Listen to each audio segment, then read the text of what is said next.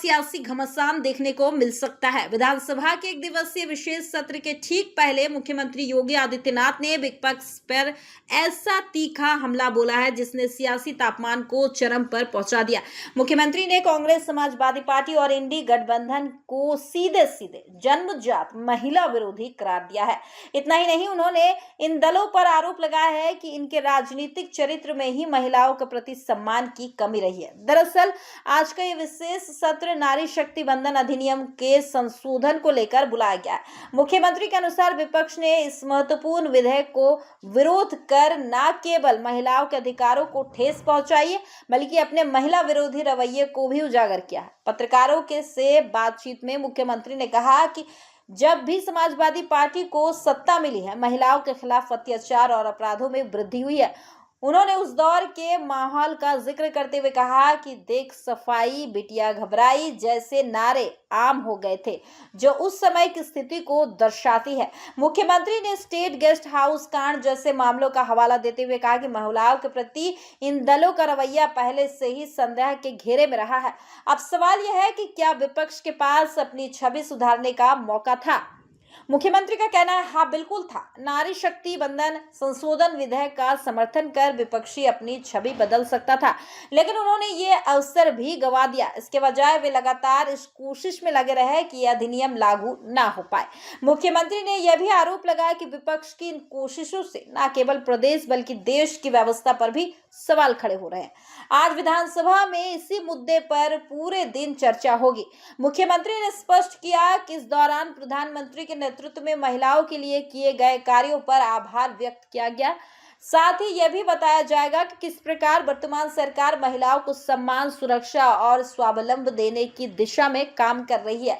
इतना ही नहीं, मुख्यमंत्री ने यह भी कहा कि इस चर्चा के दौरान विपक्ष दलों, चाहे वो सपा हो, कांग्रेस हो, डीएमके या टीएमसी, सभी के महिला विरोधी चरित्र को सदन में पूरी तरह उजागर किया जाएगा। अब नजरें इस बात पर है कि क्या विपक्ष इस चुनौती को स्वीकार करेगी। मुख्यमंत्री ने विपक्षी विधायकों को खुली चुनौती देते हुए कहा कि अगर उनमें नैतिक साहस है तो वे सदन में आए और बातें। उन्होंने नारी शक्ति बंधन संशोधन विधेयक का विरोध क्यों किया, बताए, उनकी मंशा क्या थी। उन्होंने यहाँ तक कहा कि अगर विपक्ष को लगता है कि उनसे गलती हुई है, उन्हें माफी मांगनी चाहिए या निंदा प्रस्ताव का समर्थन करना चाहिए। मुख्यमंत्री ने सभी विधायकों से अपील की है कि वे इस निंदा प्रस्ताव में सक्रिय भागीदारी करें और उन नेताओं की आलोचना करें जिन्होंने देश की आधी आबादी यानी महिलाओं को राजनीतिक सशक्तिकरण और आरक्षण से वंचित रखा। अब सुनिए सीएम योगी ने विधानसभा में क्या कहा। आप लोग केरोसिन भी ब्लैक कर देते थे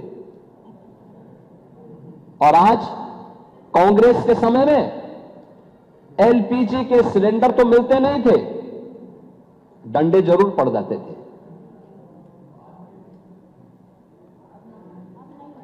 पांडे जी, आप सच्चाई स्वीकार कर, कम से कम इस उम्र में तो सच्चाई स्वीकार कर लेना चाहिए। उम्र का ध्यान रखें। लेकिन कनेक्शन की समस्या थी। बेटी की शादी है, किसी परिवार को इच्छा होती थी कि बेटी को मैं एक सिलेंडर दूं, कांग्रेस की सरकार नहीं देने देती थी। समाजवादी पार्टी डंडा मारती थी और बाकी तो जो होना था सब होता था। आप देखे होंगे देश के अंदर 10 करोड़ महिलाओं को एलपीजी के फ्री में कनेक्शन उपलब्ध करवाए गए। 10 करोड़, जो कांग्रेस की सरकार में 25,000 से लेकर 50,000 में ब्लैक होते थे। इंडी गठबंधन की सरकार में, यूपीए की सरकार थी, उसी का नया रूप इन्होंने, गिरगिट की तरह जो रंग बदलते हैं ना, यूपीए से जब देखा कि अब यूपीए से काम नहीं चलेगा तो उसको इंडी गठबंधन कर दिया। इंडी गठबंधन की सरकार उस समय जो यूपीए के नाम पर थी, उस समय 25,000 से लेकर 50,000 में बिकता था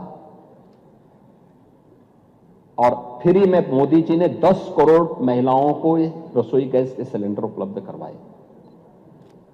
देश के अंदर 50 करोड़ महिलाओं को 5 लाख रुपए का आयुष्मान भारत की सुविधा का लाभ भी मोदी जी ने दिया और 80 करोड़ लोग फ्री में राशन की सुविधा का लाभ प्राप्त कर रहे हैं। यह वेलफेयर की वे स्कीम है जो पिछले 12 वर्ष के अंदर देश के अंदर प्रधानमंत्री मोदी जी के नेतृत्व में जो कार्यक्रम आगे बढ़े। तो आज का दिन बेहद अहम होने वाला है। क्या सदन में होगा सीधा टकराव? क्या विपक्ष देगा जवाब या रहेगा बचाव? और सबसे बड़ा सवाल, क्या इस बहस से निकलेगा कोई ठोस निष्कर्ष? इन सभी सवालों के जवाब मिलेंगे आज विधानसभा के इस विशेष सत्र में।